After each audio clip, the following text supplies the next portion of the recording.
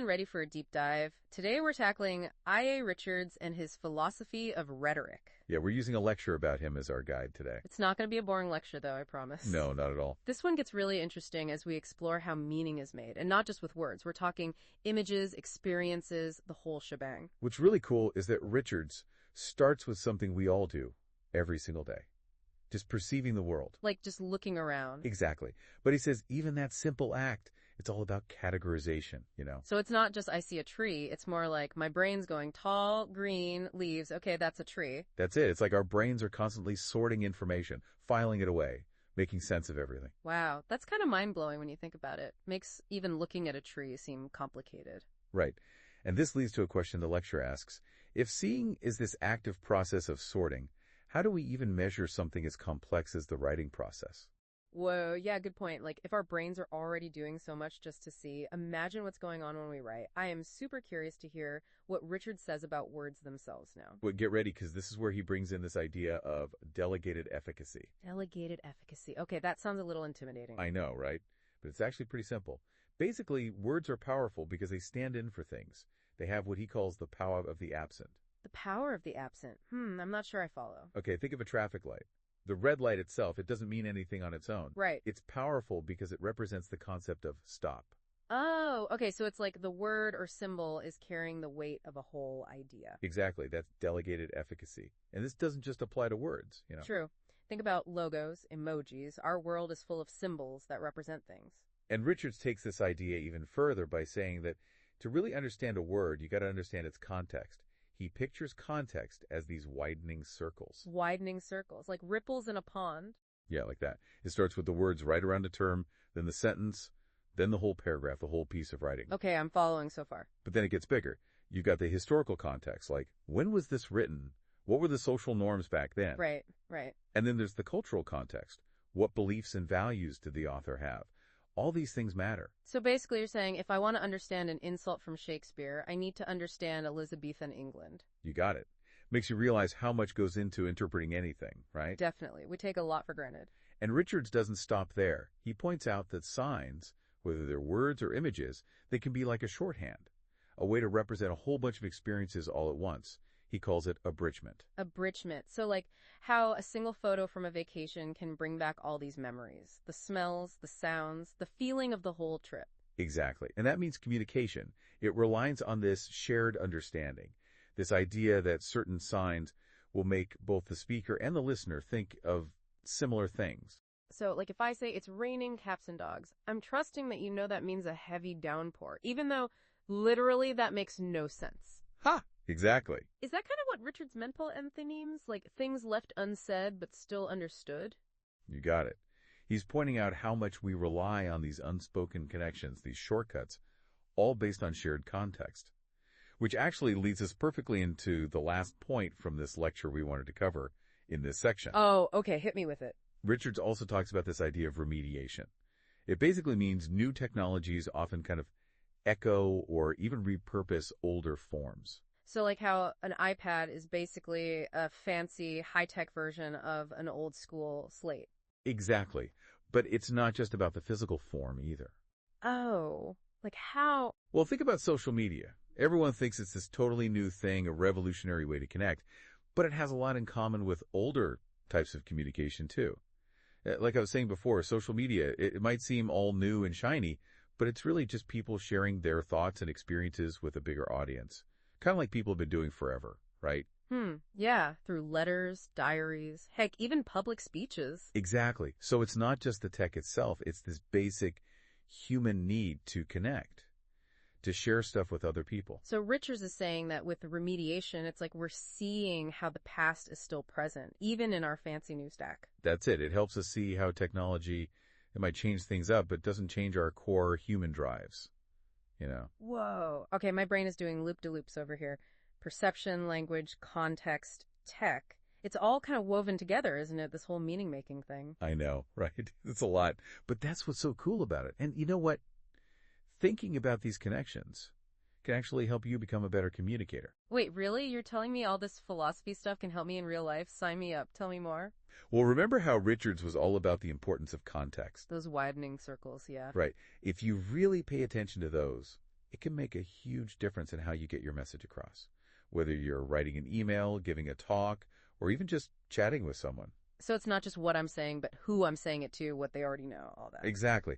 Imagine you're emailing your boss. You got to think about more than just what's in the email.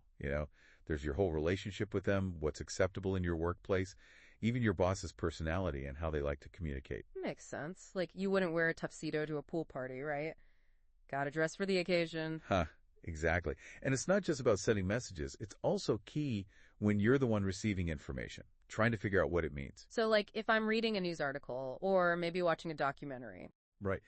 To really get it, you got to think about the source, who wrote it, their background, maybe even their biases. Who they were writing it for matters too.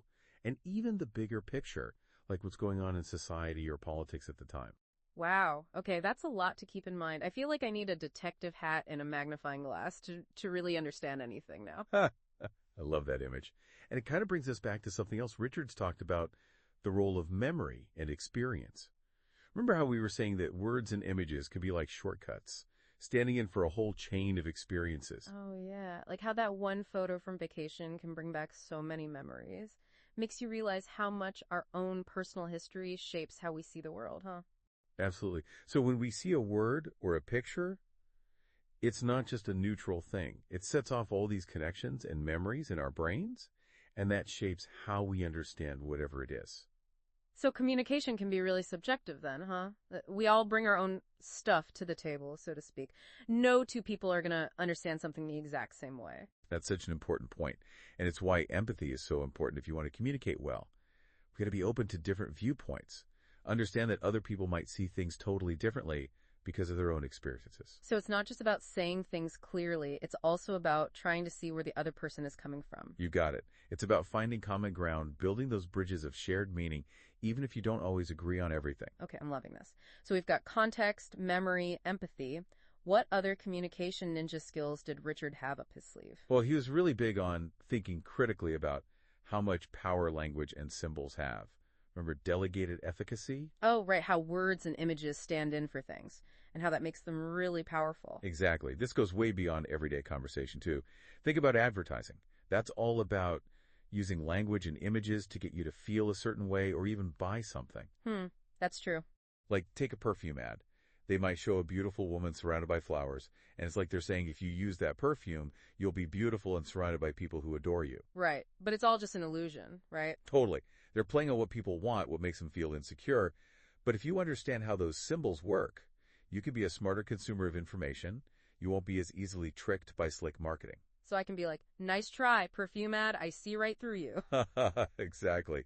And this kind of critical thinking, it's not just for advertising, it's for all kinds of communication. You got to be aware of the hidden messages, the assumptions people make, how language can be used to persuade, manipulate, even to lie. This is making me think of that famous saying, the medium is the message, you know? Yes.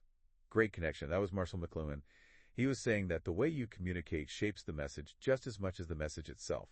So it's like how Richard said, context and experience shape how we understand things. So it's not just what you say, it's how you say it and what you use to say it. Exactly. And that includes being mindful of the technology we use to communicate. Remember Richard's idea of remediation? Right, how new technologies are often echoes of older ways of communicating. Social media is a perfect example. We talked about how it's similar to letters and diaries, but it goes even deeper. Think about online forums, those comment sections where people go back and forth. They're basically just digital versions of those old town hall meetings or public squares, places where people would get together to debate and talk about the important issues. It's like we're recreating those old spaces for public debate in the digital world. Isn't that interesting? It is. But we've still got the same problems, haven't we? Free speech, censorship, people all thinking the same way because they're in a group. Fascinating, right? The technology might change, but we humans, we're still basically the same. This really makes you think about how tech shapes the way we talk to each other, even if we don't realize it. We get used to new tools, but what we want, what we need as humans, that doesn't change. Exactly. And if we understand those connections, we can be more deliberate, more intentional with how we use these tools. We don't have to let technology control us. We can be active participants in the digital world. Okay, wow, we have covered a lot of ground today, from the power of words to how tech affects us. But I feel like there's still more to learn from this deep dive. What else can't Richards teach us about meaning? Well, that's what we're going to explore in the last part of our deep dive. Get ready to go even further down the rabbit hole of meaning making. All right, we're back. When to finish up our deep dive into I.A. Richards and his philosophy of rhetoric. Let's do it. We've been talking about words, context, even technology. It's been a wild ride. But I feel like we're just scratching the surface of what Richards was trying to tell us. You're right. Richards doesn't just want us to analyze how communication works. He wants us to really think differently about meaning itself. Like, what does it even mean to mean something? Okay, whoa, that sounds pretty deep. Like, philosophy major level deep. I'm in, but be gentle with me. Ha ha. All right. Think about it this way. We've been talking about how context shapes meaning, right? Our experiences, those widening circles. Right. But Richards is saying meaning isn't just shaped by those things. It's actually created in those interactions between you, the words, and everything around you. It's not fixed. So it's not like a word has a definition, like in the dictionary, and that's it. Nope. Meaning is way more fluid than that. It's dynamic. It's constantly being made and remade. Let's try something. Think of the word freedom. What comes to mind when you hear that? Okay, freedom. I think of independence, being able to make my own decisions, not being controlled, stuff like that. Now imagine someone who has lived their whole life in a place where they have no freedom at all. They're told what to do, what to think, everything. Freedom to them, it would mean something totally different, right? Yeah, it would probably be more about things like escaping from that control, being able to finally speak their mind without being afraid. Exactly. The word is the same, but the meaning changes depending on who's saying it, what their life has been like, all that. So everyone's bringing their own baggage to every word they hear or say. You could say that. And this is where that idea of delegated efficacy comes in again, remember? Oh, yeah, how words stand in for things. Right. So the meaning of a word, it's always going to be influenced by all the experiences and associations we have with that thing. It's personal. It's almost like each word carries a whole history with it, all the ways it's been used before, all the different things it's meant to different people. I like that. And that history, it's always changing too, as we use language in new ways, as we have new experiences. It's like that game, Telephone, remember? Oh, yeah, where you whisper something to someone and they whisper it to the next person. By the end, the message is totally different. Exactly. Meaning can shift around just like that. Makes you realize how powerful communication is, but also how easy it is to misunderstand each other. Exactly. That's the key. Meaning isn't set in stone, so communicating is always this kind of back and forth process. You're trying to bridge the gap between what you understand and what the other person understands. Okay, so if meaning is always changing, how can we ever get our point across? Like, is there even a point in talking if we're all just going to understand things differently anyway? Well, Richards gives us some ideas to work with here. First, we got to pay attention to our own biases. What do we think when we hear certain words? What experiences are shaping how we understand things? It's like that saying, seek first to understand, then to be understood. Yes. And to understand, we got to really listen. Not just to the words, but to what's behind them. What's the other person feeling? What's their perspective? So being a good communicator isn't just about talking or writing well. It's about being a good listener, too. 100%. Communication is a two-way street. It's about expressing ourselves and being open to hearing what other people have to say. This has been amazing. Seriously. Mind-blowing stuff. Makes me want to go back and reread everything I've ever written, like see it with new eyes. I know that feeling. Any final thoughts for our listeners before we wrap this up? I think the most important thing Richards wants us to understand is that we don't just passively receive meaning. We actively create it. Every time we use language, every time we interpret a symbol, we're shaping the world around us. It's pretty powerful when you think about it. It is, and if we're aware of that, if we know how language works and how it can trip us up, we can use it better. We can build relationships, create empathy, make the world a better place, all through how we communicate. Nicely said. That's what makes Richard's idea so important. He's not just making us think about communication. He's making us think about thinking itself. That's a great place to leave it, I think. Lots to think about, for sure. Thanks for joining us on this deep dive into the mind of I.A. Richards. It's been a pleasure.